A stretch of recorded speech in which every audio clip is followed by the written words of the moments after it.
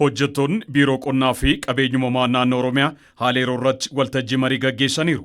Waltajjii marii kana irratti hogguu sa'aatii 5 walakkaa ta'u kabaja raayyaa ittisa biyyaatiif qaban harka isaanii laphee isaanii irratti gochuudhaan fi walitti rukuchuudhaan agarsiisaniiru. Marii booda raayyaa ittisa biyyaatiif dhiiga isaanii arjoomaniiru. Raayyaa ittisa cinaa dhaabbachuu isaanii agarsiisuuf dhiiga akka arjoomanii fi gara fuulduraaf illee waan danda'an hundaan cinaa akka dhaabbatan ibsu. Raayyaa Ittisa dirree waraanarra jiru deeggaruudhaaf dhiiga kiyya kennaa jira jechuudha. Maal sitti dhaga'ame dhiiga kennuu keessatti? Miira maaltu sitti dhaga'ame? Dhiiga kiyya kennuun akkuma raayyaa ittisa wajjin dirree waraanaa irratti hiriiree natti dhaga'ama. Kanaaf baay'ee gammachuun natti dhaga'ama jechuudha. Nama dhiigisaa dhangala'ee fi dhiiga kan koo kenneen karaa biraa yoon gargaaruu dadhabillee dhiiga koo kennee akka lubbuunsaa baraaramu waan hin barbaadeef.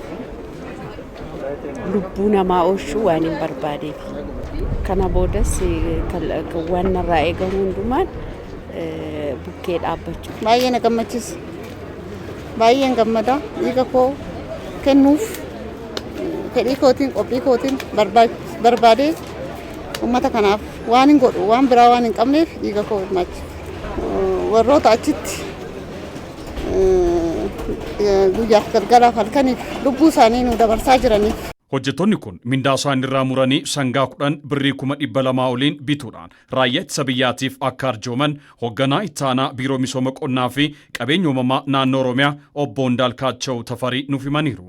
Har'a arjoomni gosa lamaadha. Tokkoffaan dhiigaa akkuma silaa argaa turtan hojjetaanii biiroo keenya kaka'umsa isaatiin fedhii isaatiin dhiiga arjoomaa turee jira.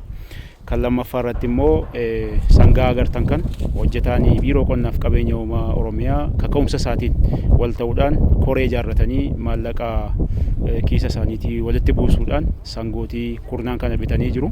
Tokko isaanii qarshii 28,30 kan ta'u tokkoon gara qarshii 280 oliitiin sangoonni kun kurnaan bitamanii jiru. Hojjettoonni biirichaa deeggarsa gochuu isaaniitti akka gammadanii fi gara fuulduraafis akka itti fufan dubbatu. Hojjetaan kun buusii buusaa jira. Kanaatiif dhimmoota 2-3 wal faana waan dhufaniif malee kanaa olitti kan deemuu danda'uudha qabnudha. Sangaa murtaa'e akka waliigalaatti akka biiroo keenyaatti hojjettoonni waanuma qabnu irraati walitti buufne sangoota 10 binnee arjoomneeti jirra. Kuni gahaadhaa miti jalqabbiidhaaf kanaan yoo jalqabne ittaansinee immoo kanaa olitti illee waan nurraa barbaadamu gumaachuu qabna kan jedhuun qaba. Raayyaa ittisa biyyaa keenya bira dhaabbachuu keenyaaf waan qabnurraa mindaa keenyarraa walitti buusuudhaan sangaa arjoomnee jirra jechaadha. Kana caalaas dhiigas immoo arjoomneerra.